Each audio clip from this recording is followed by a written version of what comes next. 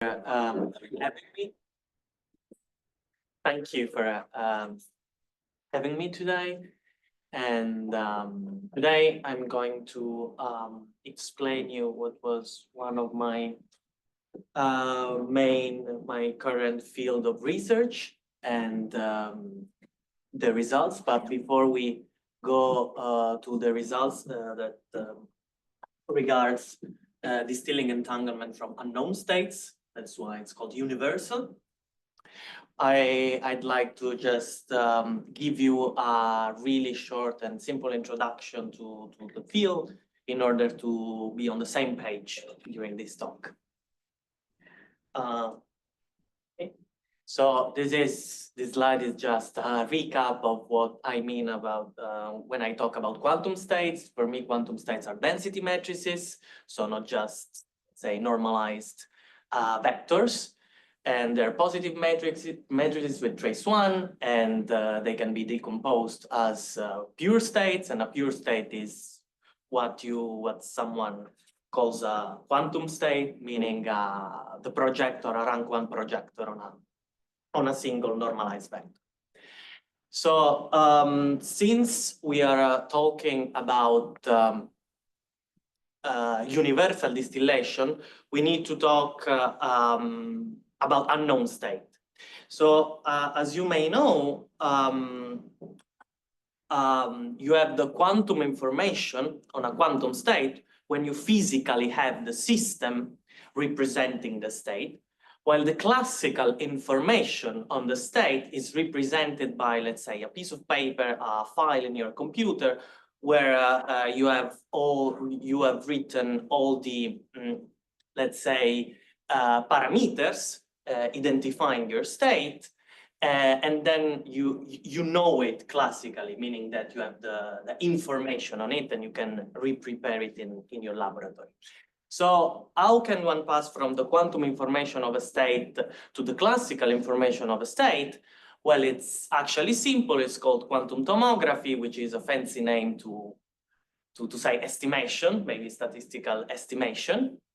And if you have a certain number of copies of the state, you can perform measurement, and you know, the scaling in trace distance, the scaling is what you would expect even in classical physics. So it goes down as the square root of the number of copies. R is the rank of your state, and D is the dimension of the Hilbert space where the state lives. And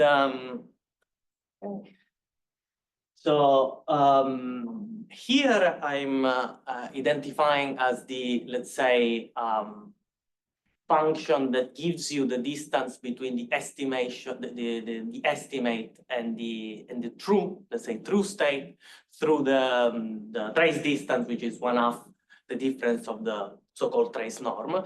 But there are various equivalent and inequivalent ways to do that.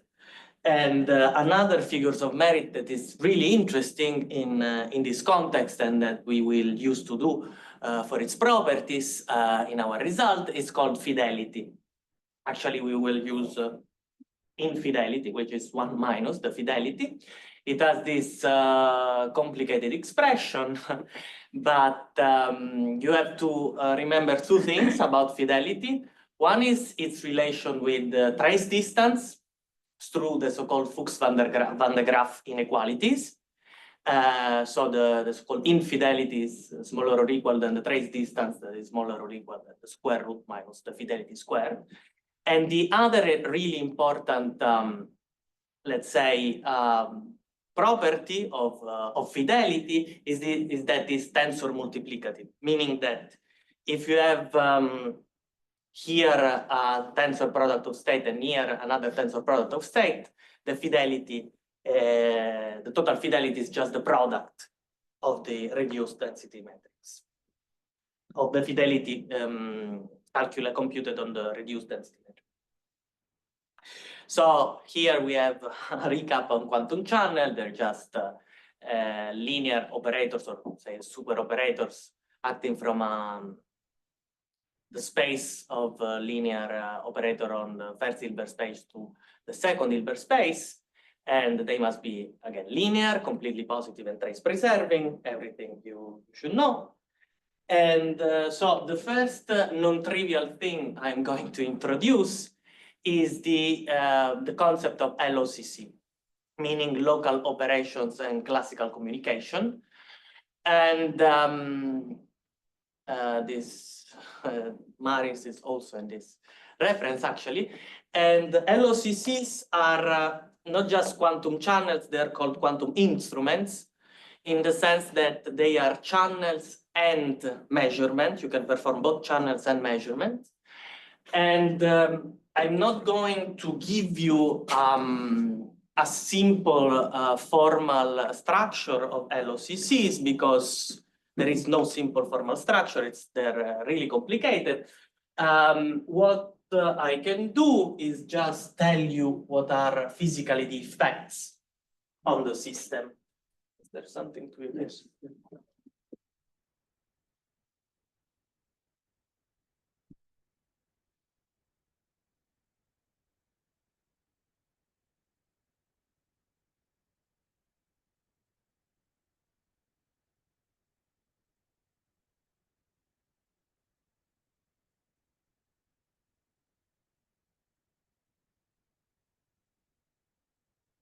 So yeah, basically, we are talking about bipartite system. So you have the total Hamiltonian is just the tensor product of two Hamiltonian, and let's say you have part of your state. This is the global state, rho AB. Part of the state is in A or Alice, and the other part is in Bob, in Bob's laboratory. And LOCC are quantum instruments where basically what you can do is that Alice and Bob, A and B, can perform any quantum operation locally in their subsystems, and they have access to a quantum, to a classical communication line. So they can, like, how can I say? They can use some kind of, they can perform, let's say, Bob can perform a quantum operation given the result of what Alice had measured, and so on and so forth. So basically, they can coordinate through a classical communication line, and this is unbounded. You can share an unbounded amount of classical communication.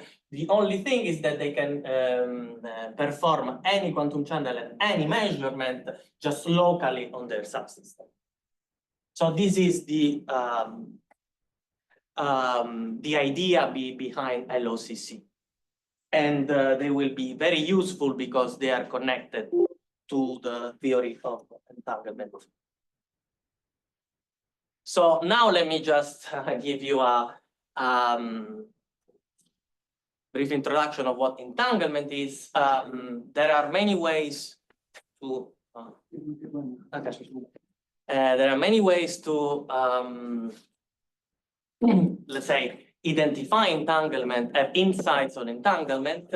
I believe the most insightful way is seeing it as a super correlation and between two parts of a quantum state, and basically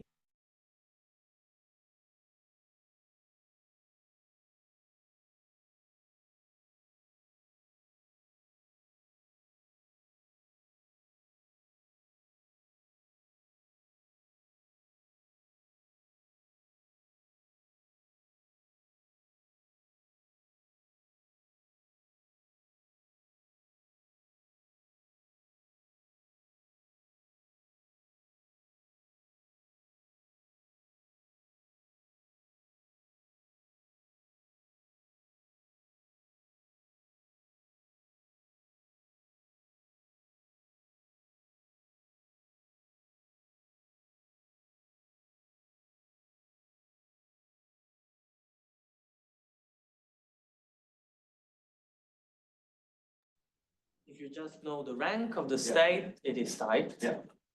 And if you don't even know the rank, it's just this square. Yeah, you just have to replace by this squared here.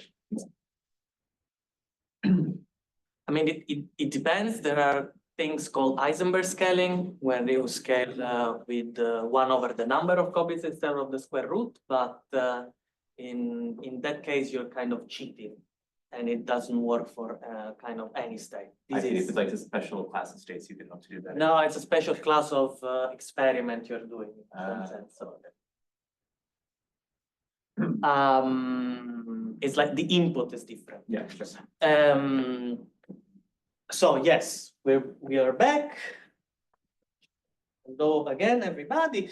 So quantum supercorrelation, you have this correlation between the two parts of a system. We are talking about bipartite entanglement. Multipartite entanglement exists, but it's far more complicated than that.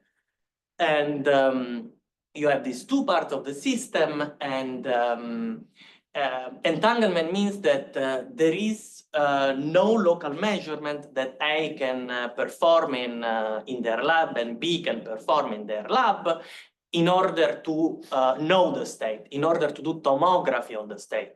They cannot classically know the state if they access it in a local way. This is basically the insight behind entanglement. So what is the mathematical definition of entangled state? We have a definition on separable states that are the unentangled states. So the entangled states are just the states that are non-separable. And what is a separable state?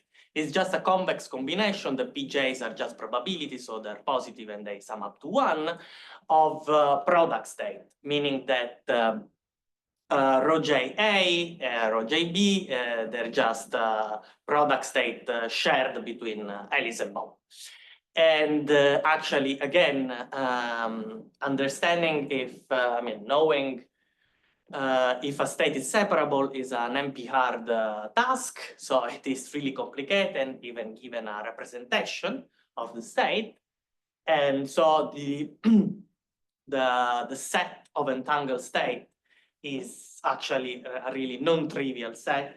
There are, on entanglement, there are pages and pages and pages. We just stick to the basis to go on. And there are special entangled states called maximally entangled state. In the qubit setting, they are called Bell pairs.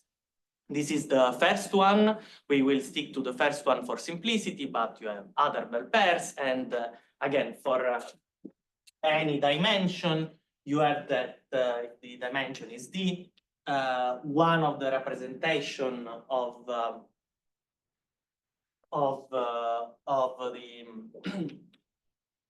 maximally entangled state is just this one.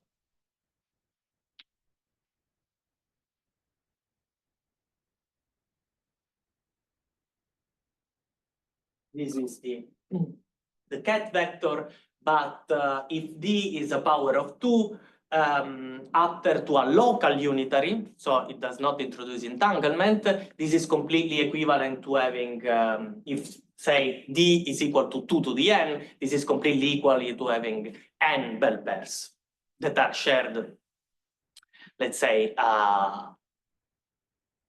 between in this Hilbert space. So entanglement is really useful for entanglement primitives such as quantum teleportation, superdense coding. But in this kind of context, you usually need Bell pairs. So you need this kind of special entanglement, this really entangled space, this really entangled states. Entanglement is like is a resource. In fact, this is called resource theory of entanglement. And like the purest form of the resource is identified through the Bell pairs or the maximally entangled state. And since entanglement is a resource and we want the purest form of this resource, there's kind of a process that we can perform in order to extract these resources. That is called entanglement distillation. You have to think as entanglement like as a gold, and you have states there that are entangled and that can be distilled. So you're kind of extracting via some kind of process the purest form of entanglement from that state in order to create a certain number of bell pairs, which are the purest form of entanglement. So how can we do that? We can do that with LOCC. Why LOCC? Because they are kind of intuitively easy to perform in a laboratory, and more importantly, for this definition I gave you of LOCC, they do not introduce entanglement. Entanglement is a resource. If you have operation that can introduce entanglement, basically you can just produce the bell pairs yourself. You don't need to extract anything because you have kind of entanglement from the start. But with LOCC, you do not introduce entanglement on the system. So the idea is that to use LOCC to extract entanglement from entangled state. Is that clear? So now let's go to the technicalities. Given a state, a bipartite state, the highest amount asymptotically, meaning that you have n copies of this state and n tends to infinity, the highest amount of bell pairs of entanglement that you can distill is called distillable entanglement. So the distillable entanglement has this kind of cumbersome expression, and here, so it is basically a rate. What is the rate at which we can, given n copies of a state, we can distill Rn copies of a bell pair? And the idea is that you can perform, you have to use LOCC, and what you can do is that saying, okay, I don't want exactly Rn copies of my bell pairs, but I can like tolerate such small error. If the small error goes to 0, you have the usual definition of distillable entanglement, where asymptotically you get basically, and clearly you take the supremum on all the possible achievable rates. These are called achievable rates. And it is the highest possible achievable rates for this process. So if you set epsilon to 0, you get exactly Rn copies asymptotically. While if you take the supremum on all the possible errors, you get what is called the strong converse distillable entanglement.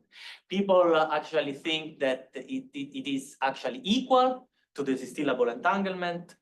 I don't have any intuition on that, so I don't know. It is because for other figures of merit, it is the case, as you know, in the generalized quantum Stain's lemma, or in the Stain's lemma.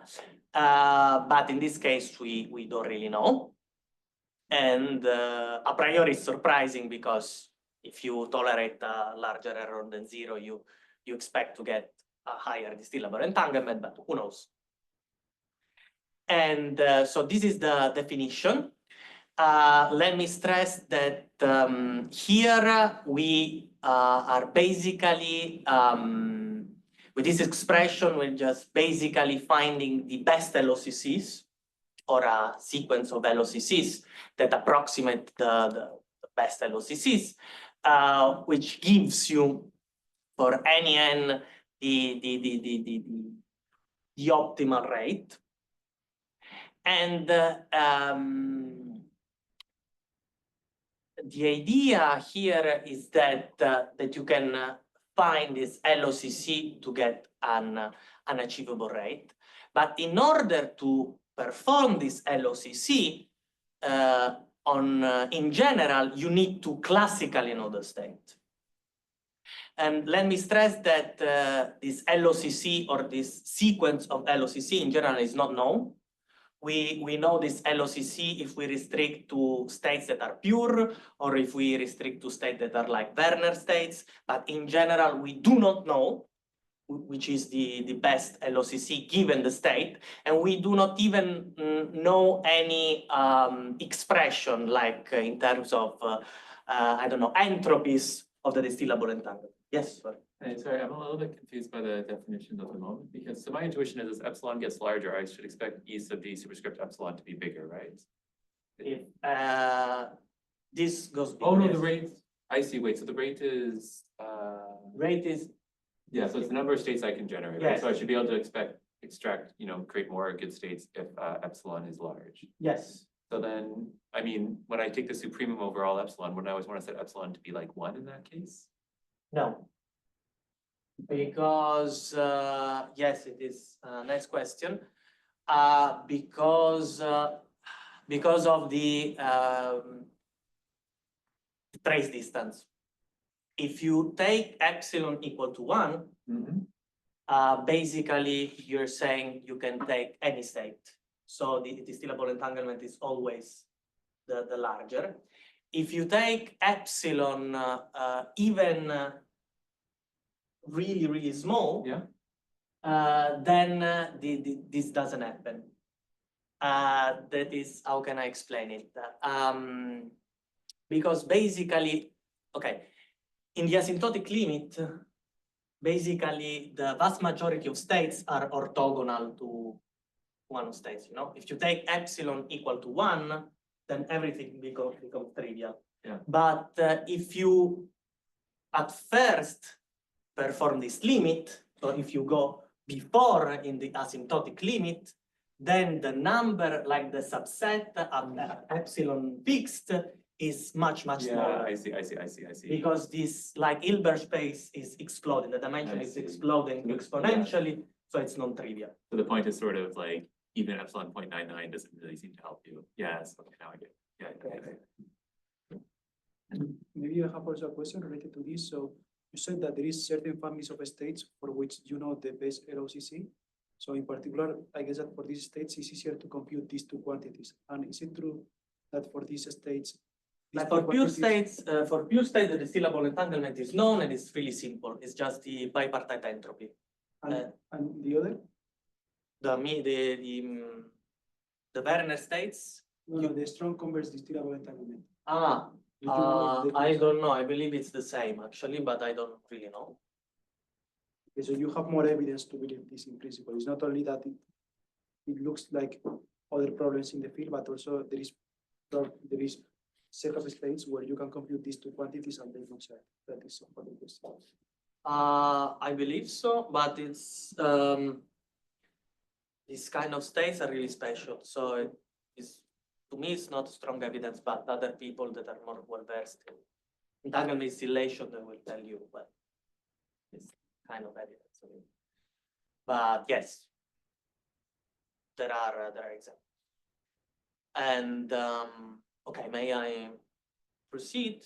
Is everything clear? Perfect. Well, again, the natural question here is, what if the state is classically unknown?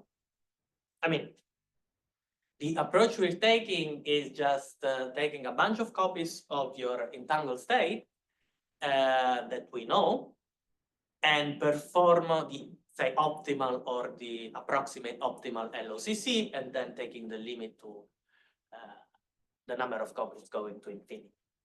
But what if we do not know the state? What happens in that case? What happens to, in particular, what happens to the distillable entanglement? And again, the distillable entanglement is really difficult. We don't know even if it's general computable, but we don't have an expression.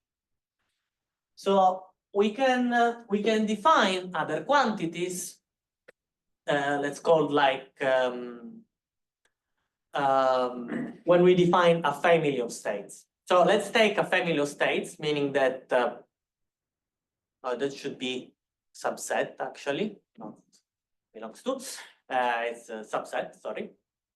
Let's take a subset of the density of states. It may be the subset can be the whole state, all set of the density matrices, but let's take for generality any subset of it. And let's define, let's say, a worst case scenario quantity that quantifies the ignorance, what happens to the distillable entanglement if we have this ignorance on the state. So basically, as you see, it's the same definition as before, just here you take the supremum on the family. So the supremum over this distance, basically on the family.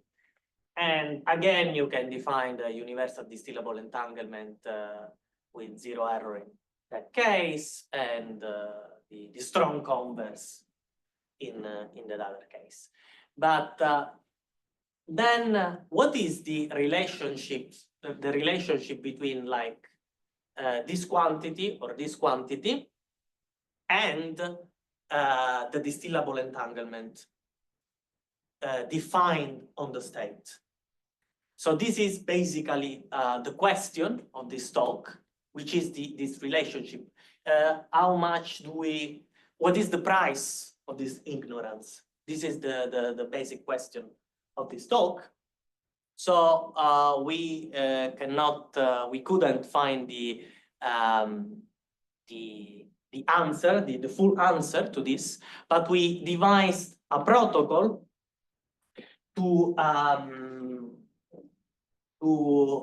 actually extract Bell pairs from an unknown state and to understand this question at least partially, and to find something that resembles, that kind of resembles the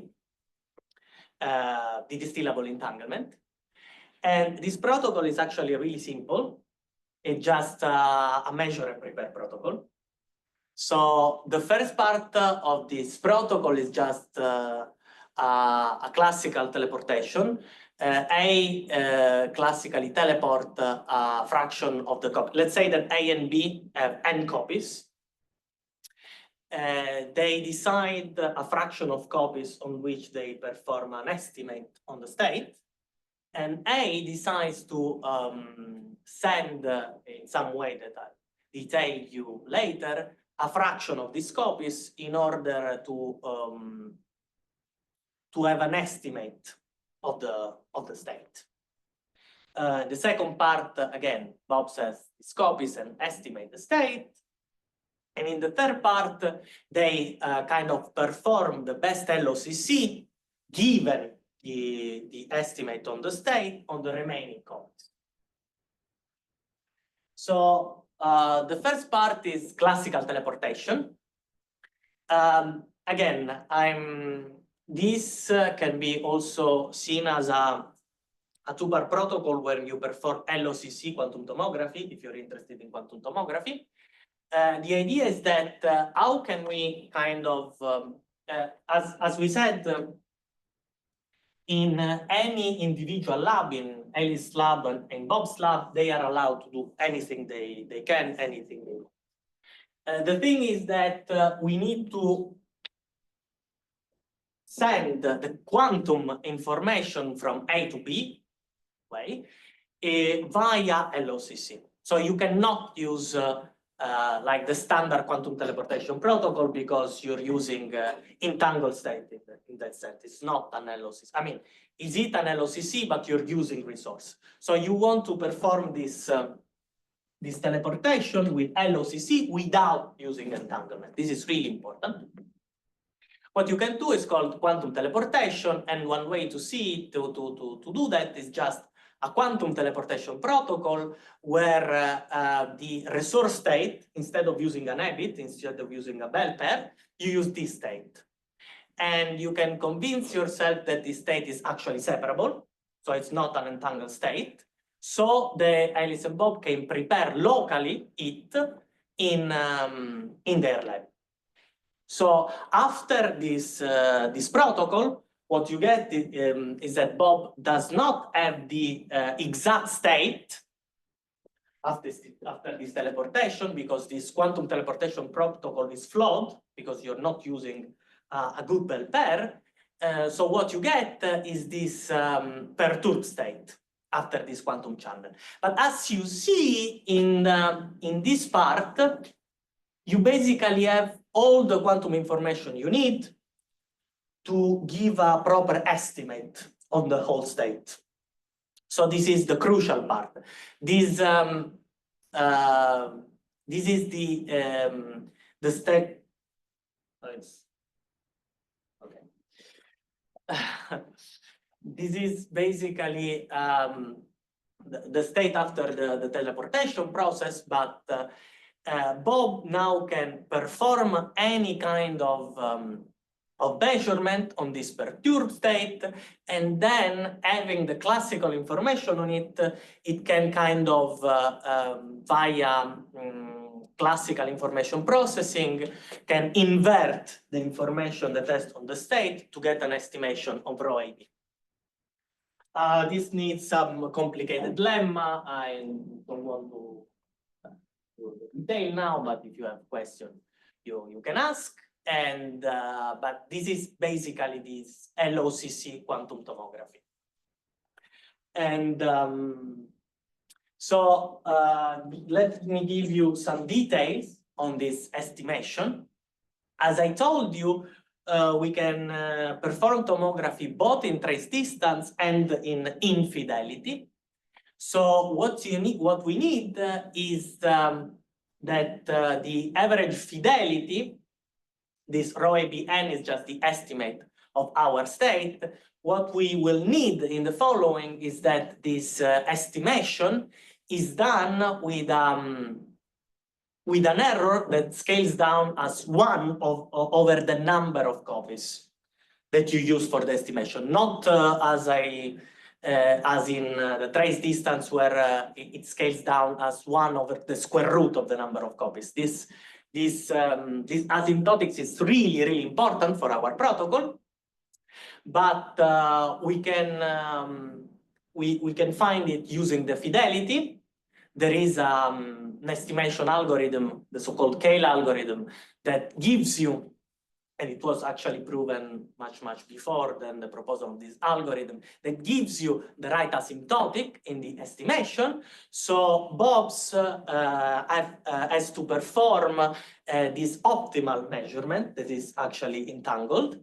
Again, I have a backup slide on that if you want to the details on the this particular POVM, this particular measurement, but let's just say that it exists a measurement with this scaling, and it's really, really important. So the last part of the protocol is actually distilling the entangled state, and so now we have an estimate, a classical estimate on the state we want to distill copies from, and this classical estimate in infidelity as this kind of error scaling.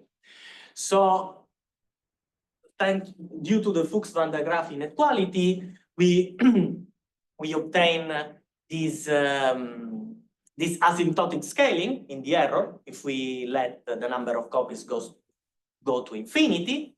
So even in this setting, the estimated protocol gives you, even in the asymptotic regime, a non-trivial error. And now the idea is basically to apply the optimal LOCC or the optimal sequence of LOCC that are known. Let's say that we know them for the estimate of the state to the real state, to the remaining copies of the real state. As I told you, in principle, you will have some error because you're not applying the optimal LOCC on the state, but you're kind of applying the optimal LOCC to a state that is really close to it. But even though there's this issue, you can basically extract with an error that unfortunately is bounded away from one, bell pairs. So you can extract kind of noisy bell pairs. And again, you can prove that the strong converse universal entanglement given the family is larger or equal than the infimum of the distillable entanglement over the family. And it is basically it. So if we kind of, and it's a trade-off, because if we like enlarge the number of copies that you use to perform the estimation on the state, then the error of on the bell pairs is lower, but you get fewer bell pairs. If you want a lot of bell pairs, you use less state to estimate the state, and less copies to estimate the state, so you will get a higher error on the resulting bell pairs. So you have this kind of trade-off. And this basically concludes the talk. So what I gave you is just a universal protocol, a really simple one to distill entanglement in general from unknown state, classically unknown states. The perspectives here are, can we find some zero error universal protocol? Because for, again, for pure states, it exists and it achieves the same performance of the non-universal one. Because basically the protocol to distilling entanglement from bell pairs is kind of independent on the state. So basically you can do that if you have pure states. In general, you don't know. And the other idea is that, can we apply this idea to other quantum resources, like, I don't know, quantum work extraction, or I don't know, there are many quantum non-Gaussianity, or and so on and so forth. For that, after that, I thank you, and this is the end of the talk.